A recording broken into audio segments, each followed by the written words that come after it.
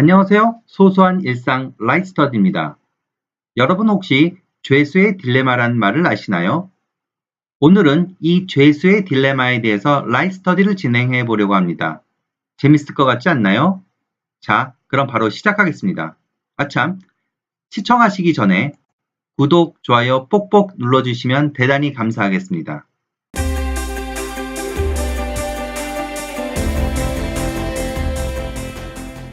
두 명의 용의자가 절도 혐의로 잡혀왔습니다. 각각 따로 조사실에서 조사를 받게 되었고 담당 검사들로부터 각각 다음과 같은 제안을 받게 됩니다. 만약 두 명 모두 자백할 경우 각각 3년을 받게 될 것이고 만약 한 명만 자백하고 다른 한 명은 부인한다면 자백한 사람은 기소유예, 부인자는 괘씸죄로 5년형을 받게 될 것이라고 합니다. 그리고 만약 두 명 모두 부인한다면 증거 불충분으로 두 명 모두 1년을 받게 될 것이라고 말합니다. 여기서 용의자들 입장에서 볼 때 최선의 선택은 두 명 모두 부인하는 경우로서 각각 1년을 선고받는 것입니다. 하지만 이런 경우 결과적으로 선택되는 것은 두 명 모두 자백하는 경우가 됩니다. 즉 각각 3년을 선고받는 경우가 됩니다. 어째서 그렇게 되는 걸까요? 이것이 바로 죄수의 딜레마입니다. 죄수의 딜레마란 두 사람의 협력적인 선택이 두 사람 모두에게 최선의 선택임에도 불구하고 자신의 이익만을 고려한 선택으로 인해 자신뿐만 아니라 상대방에게도 나쁜 결과를 야기하는 현상을 말합니다.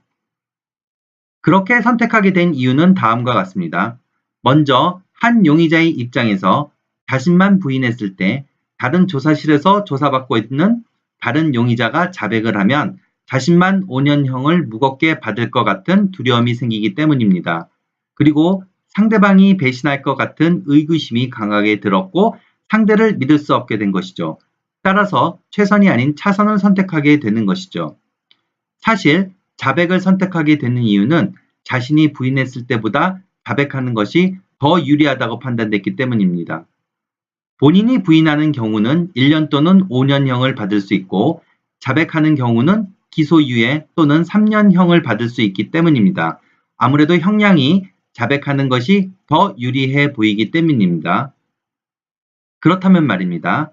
만약 이 용의자가 서로 사전에 말을 마쳤다면 어떻게 될까요? 서로 부인하기로 해서 최종적으로 1년형을 받기로 하는 것 말입니다. 그런데 말입니다. 결과는 두 명 모두 자백을 하게 되어 결국 각각 3년을 선고받게 됩니다. 어째서 그럴까요? 이것이 바로 죄수의 딜레마입니다. 사실 서로 미리 부인하기로 약속을 했기 때문에 배신에 대한 인센티브가 훨씬 더 커진 상황이 된 탓이죠. 즉 서로 약속했기 때문에 상대방은 부인할 것이기 때문에 본인만 자백을 하면 상대는 5년형이라 좀 안 된 면이 있지만 자신은 기소유예를 받을 수 있게 됩니다. 따라서 두 명 모두 자백을 선택하게 되고 그 둘은 모두 3년형을 받게 되는 것입니다. 결국 사전에 담합을 하던 하지 않았던 간에 결과는 같게 나왔다는 것입니다. 이는 서로 멍청해서도 아니고 신뢰하지 못해서도 아닙니다.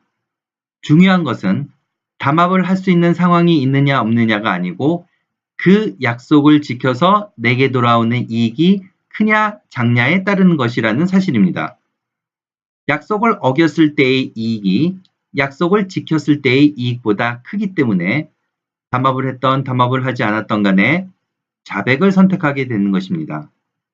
죄수의 딜레마는 사람들이 각자의 이익을 추구함으로써 얻어지는 이익이 공동체 전체로는 바람직하지 못할 수 있다는 평범한 진리를 잘 표현해주고 있다고 할 수 있겠습니다. 또한 각자의 이익 추구는 철저히 자신의 입장에서 유리한 것을 선택할 수밖에 없다는 것입니다. 따라서 전체 공동체 입장에서는 항상 최선이 아닌 상황이 자주 벌어지게 되는 것입니다. 네, 오늘 준비한 죄수의 딜레마에 대한 라이프스터디는 여기까지입니다. 오늘 영상 어떠셨나요? 도움이 되셨나요? 작은아마 여러분들께 도움이 되었으면 좋겠습니다. 영상이 도움이 되셨다면 구독, 클릭 꼭꼭 눌러주시고 좋아요, 댓글 많이 달아주시기 바랍니다. 여러분의 구독과 의견은 저에게 큰 힘이 됩니다. 꼭 한 번씩 구독 버튼, 좋아요 버튼 눌러주시고 의견 있으시면 댓글에 달아주시면 감사하겠습니다.